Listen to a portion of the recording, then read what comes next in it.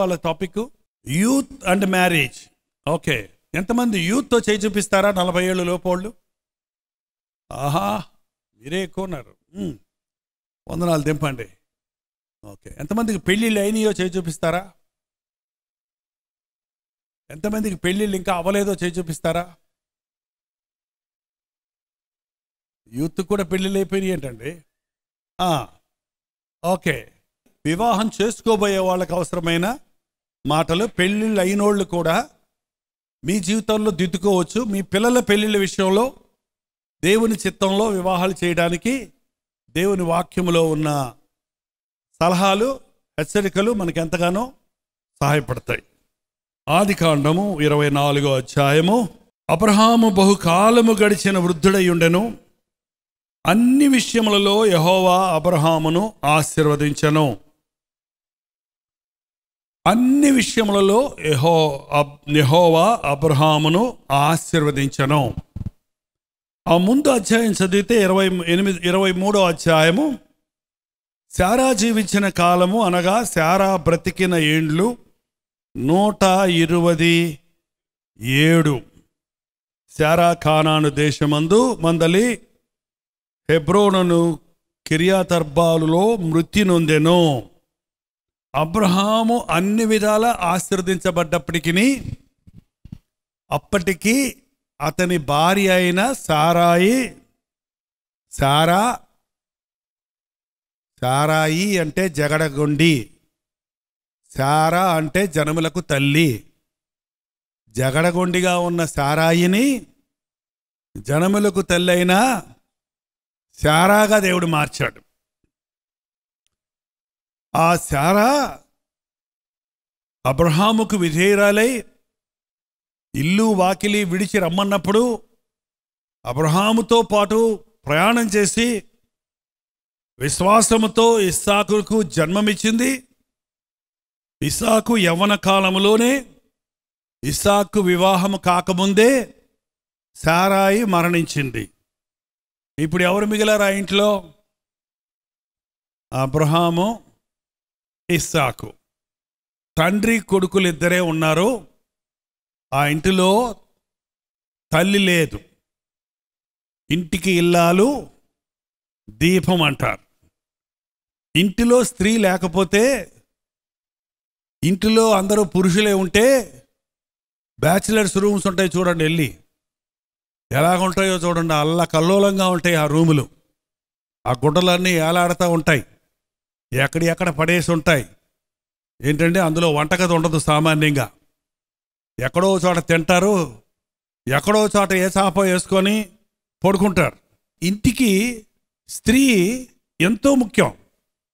Abraham అన్ని విషయంలో ఆశీర్వదించబడినప్పటికీ ఒక కొరత ఉండిపోయింది ఆయనకి. అంతకాలం తనతో ఉన్న శారా మరణించినప్పుడు ఒక దిగులుండిపోయింది. ఆ సమయంలో ఆయనకు ఒక ఆలోచన వచ్చింది. ఏంటది? నా కుమారుడికి వివాహం చేయాలి, నా కుమారుడికి వివాహం చేయాలి, నా కుమార్తెకి వివాహం చేయాలి. ఎదిగిన బిడ్డలు ఇంట్లో ఉన్నప్పుడు తల్లిదండ్రుల ఆలోచన ఏమై ఉంటుంది? నా బిడ్డలను తొందరగా ఒక ఇంటి వారిని చెయ్యాలి.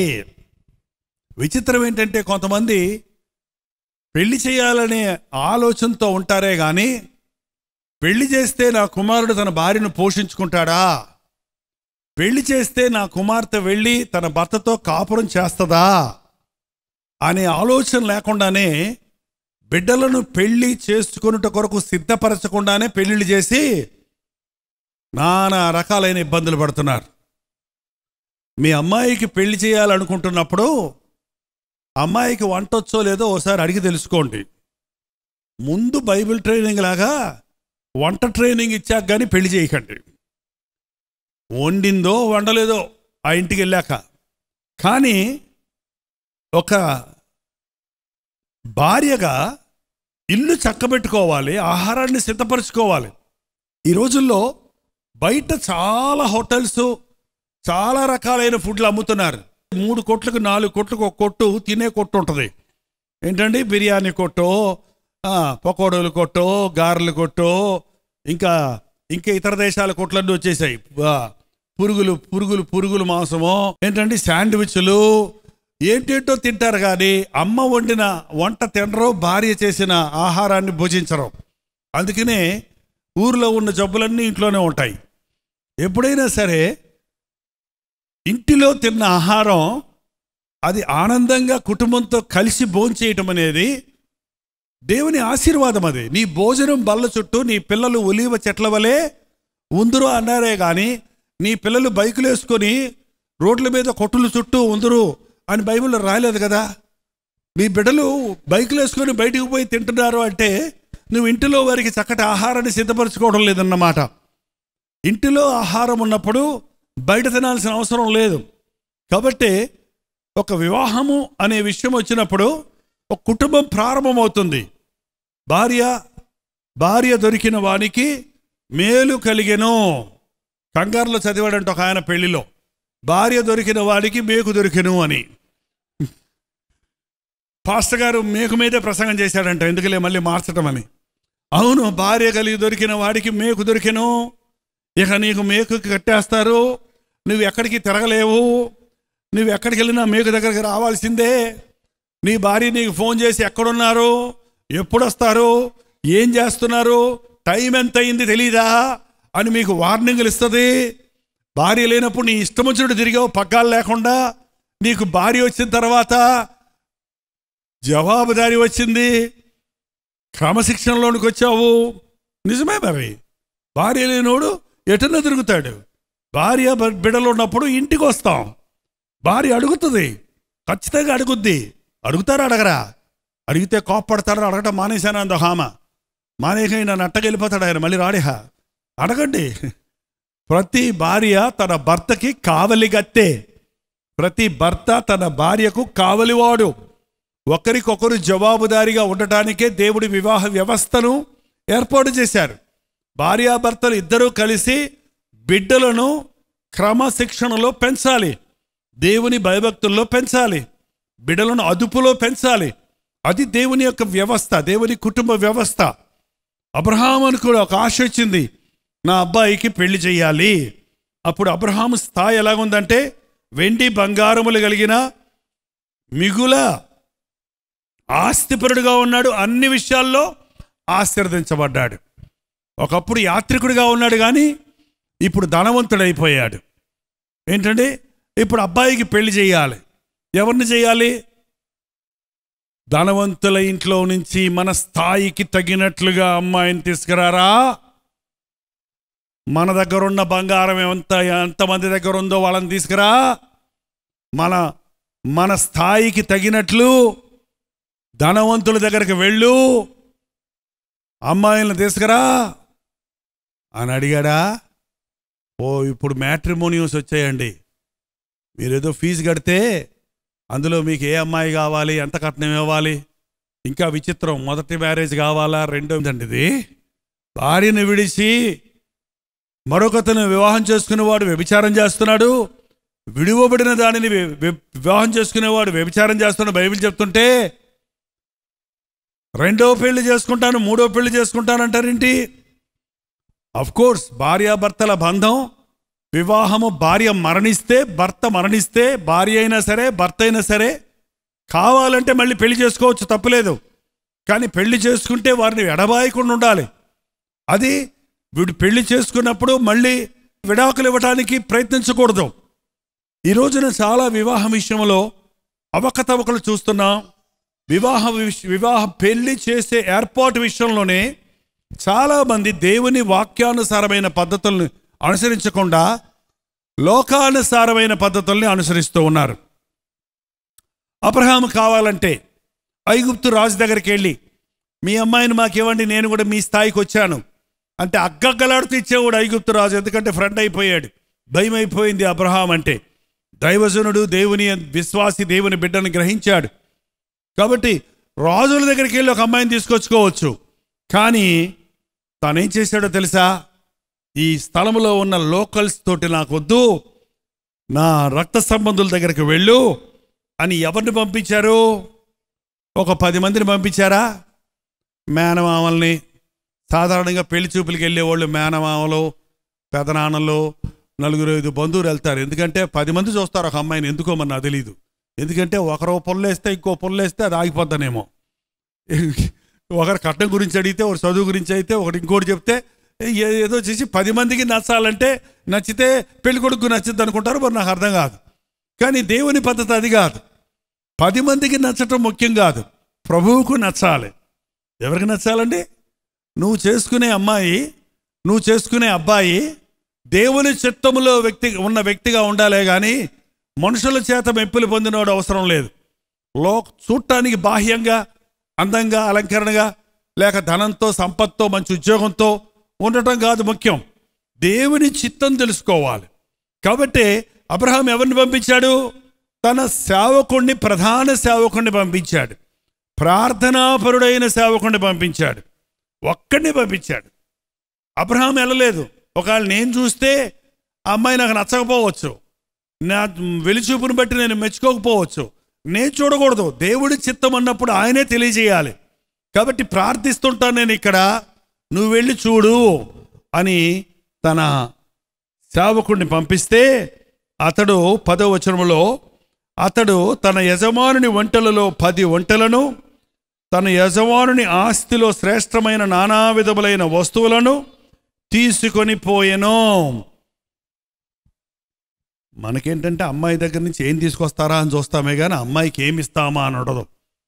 తీసుకొచ్చే అమ్మాయి కోసం 10 వంటల మీద శ్రేష్టమైన నానా విధములైన ఆభరణాలతో, వెండి బంగారాలతో పంపించాడు. అతను వెళ్ళి ఒక చోట ఆగినప్పుడు అక్కడ నీళ్లు చేదుకోవటానికి ఊరి బయటికి నీళ్ల బావి దగ్గరికి చాలామంది అమ్మాయిలు వచ్చారు.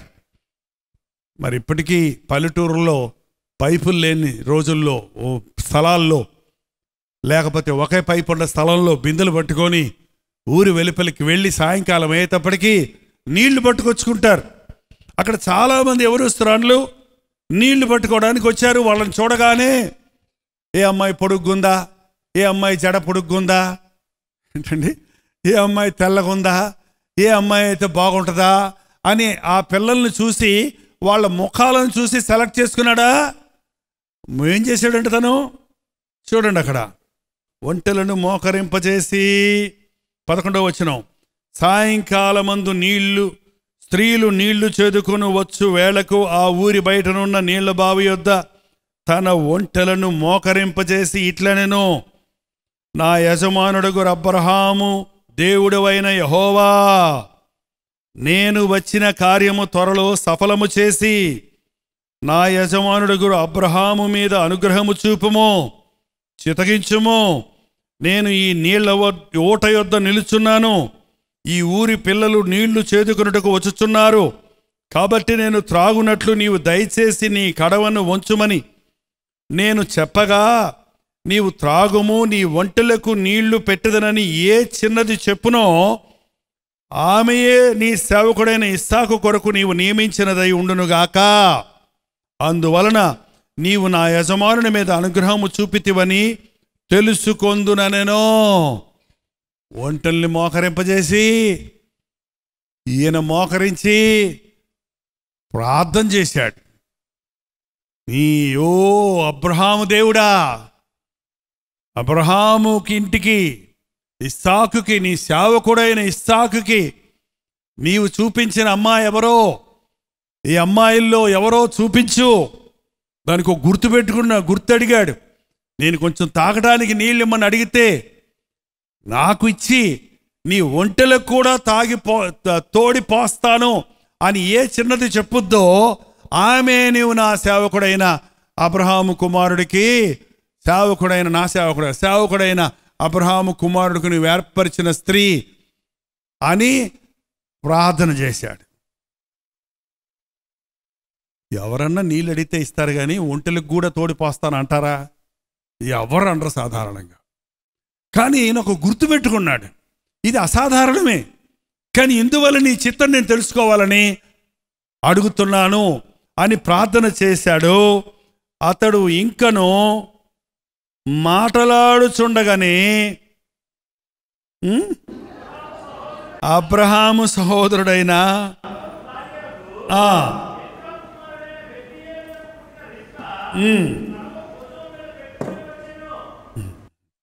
ఇంకా ప్రార్థన ఆమెను అనలేదు. ఇంకా ఆమెను అనకముందే అంతమందిలో ఇతనెవరో వాళ్ళకెవరికి తెలియదు, వాళ్ళెవరో ఇతనికి తెలియదు. కానీ దేవుడు చేసిన ఏర్పాటు చూడండి. కరెక్ట్గా వారు కోరినట్లుగానే నాహోరు కుమార్తె అయిన రెబెకా కడవ భుజం మీద పెట్టుకొని వచ్చి, నేను తాగునట్లు నీవు దయచేసి నీ కడవను వంచుమని నేను చెప్పగా నీవు త్రాగుము, నీ ఒంటెలకును నీళ్లు పెట్టుదనని చెప్పింది అండి. మాట చాలించకముందే ఓకే కిందకి రండి అయితే పోనీ. ఓకే, నాహోరు భార్యకు మిల్కా కుమారుడు బెతేలు రెబెకా మీదకు పెట్టుకుని వచ్చాను. ఆ చిన్నది మిక్కిలి చక్కనిది, ఆమె కన్యక, ఏ పురుషుడును ఆమెను ఫస్ట్ గ్రేడ్ అండి. వివాహం చేసుకునే అమ్మాయికి ఉండాల్సిన క్వాలిటీస్, ఆమె చక్కనిది, ఆమె కన్యక, ఏ పురుషుడును ఆమెను కూడలేదు. ఎంత శ్రేష్టమైన ఒక యువతిని దేవుడు చూపించాడో చూడండి. చాలాసార్లు వివాహం విషయం వచ్చినప్పుడు మరి అనేక విషయాలకు ప్రాధాన్యత ఇస్తామే కానీ ఆమె యొక్క కన్యత్వము, ఆమె యొక్క క్యారెక్టర్, గుణశీలతల గురించి మనం గుర్తించలేకపోతున్నాం. అంతమందిలో దేవుడు చూపించిన వ్యక్తి ముందుకొచ్చింది. భార్యాభర్తలుగా మీరు స్థిరపడ్డప్పుడే మీ బిడ్డల జీవితాలు వర్ధిల్లుతాయండి. మీరే సమాధానం లేకుండా జీవిస్తే, మీ బిడ్డల పెళ్లిళ్ళ గురించి తలపెడితే అవి ఎలా నెరవేరుతాయి, అవి ఎలా సఫలమవుతాయి, ఎలా సరైన నిర్ణయం తీసుకోగలుగుతారు మీ బిడ్డల గురించి?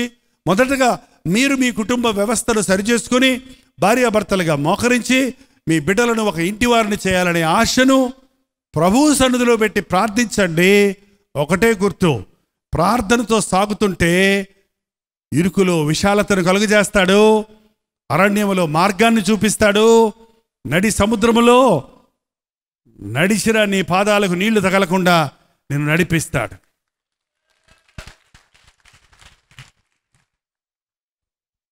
నిలబడదామండి.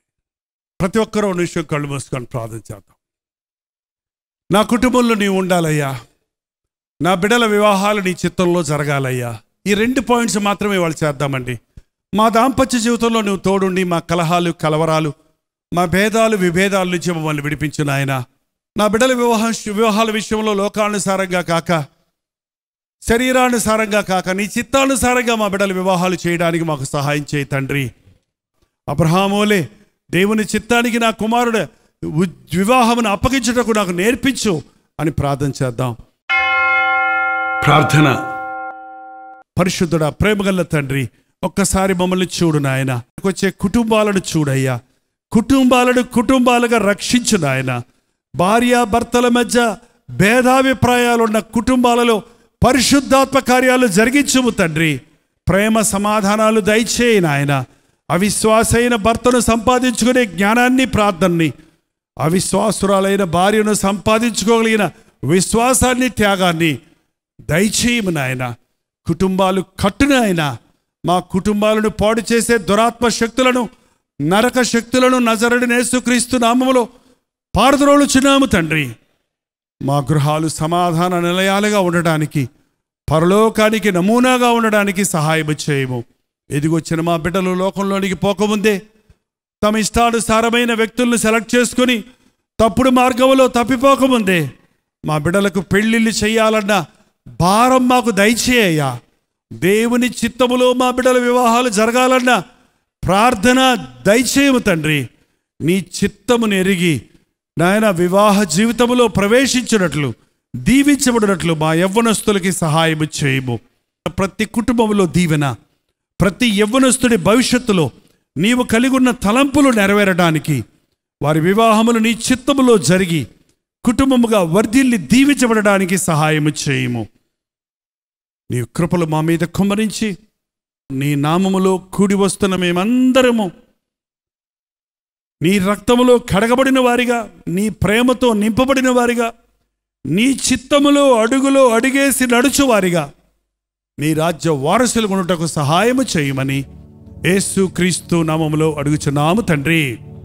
మన తండ్రి అయిన దేవుని యొక్క ప్రేమయు, కుమారుడైన క్రీస్తు యొక్క కృపయు, ఆదరణకర్త అయిన పరిశుద్ధాత్మ యొక్క సహవాసమును కూడి వచ్చిన మనందరికీ ఇప్పుడును సదాకాలమును తోడై ఉండును గాక.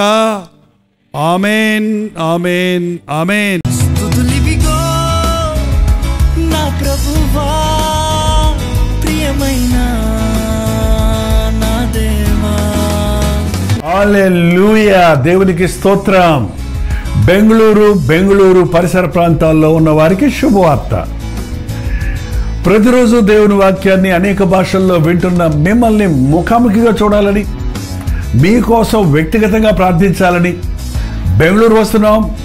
ఆగస్టు 27వ తారీఖు మధ్యాహ్నం 2 గంటల నుంచి 5 గంటల వరకు, 6 గంటల నుంచి 10 గంటల వరకు జరిగే ఈ 2 సెషన్స్లోనూ పాల్గొనడానికి సిద్ధపడరండి.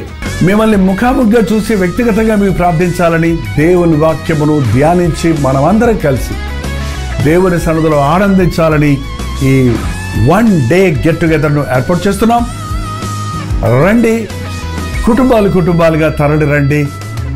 ప్రభు సన్నిధిలో మనందరం కలిసి ఆయన వాక్యాన్ని ధ్యానిద్దాం, ఆయన్ని ఆరాధిద్దాం. మరి ముఖ్యంగా మీ సాక్ష్యాలు వినడానికి, మీ కొరకు ప్రార్థించడానికి నేను ఎంతో ఆశ కలిగి ఉన్నాను. సోషల్ మీడియా ద్వారా, టెలివిజన్ ద్వారా వాక్యం వింటున్న మిమ్మల్ని ముఖాముఖిగా చూసి బలపరచాలని ఎంతో ఆశతో ఉన్నాం. తప్పకుండా రండి. బెంగళూరులోని హడ్సన్ కమ్యూనిటీ సెంటర్లో, సిఎస్ఐ కాంపౌండ్లో ఈ 1 డే గెట్ టుగెదర్ జరుగుతుంది. మరిన్ని వివరాలు కావాలంటే 8939393939 నెంబర్కి మీరు కాల్ చేయండి, లేకపోతే మీరు చూస్తున్నటువంటి నెంబర్లకు వాట్సాప్ పెట్టండి, లింక్ మీకు పంపిస్తారు. తప్పక వస్తారు కదా.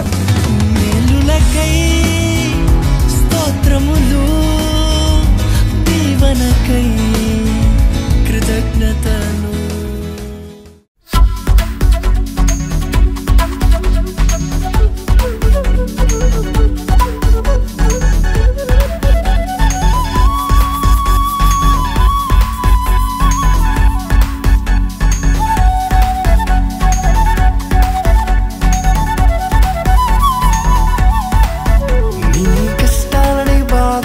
శ్రమలన్నీ తీర్చే అనాథుడు యేసే.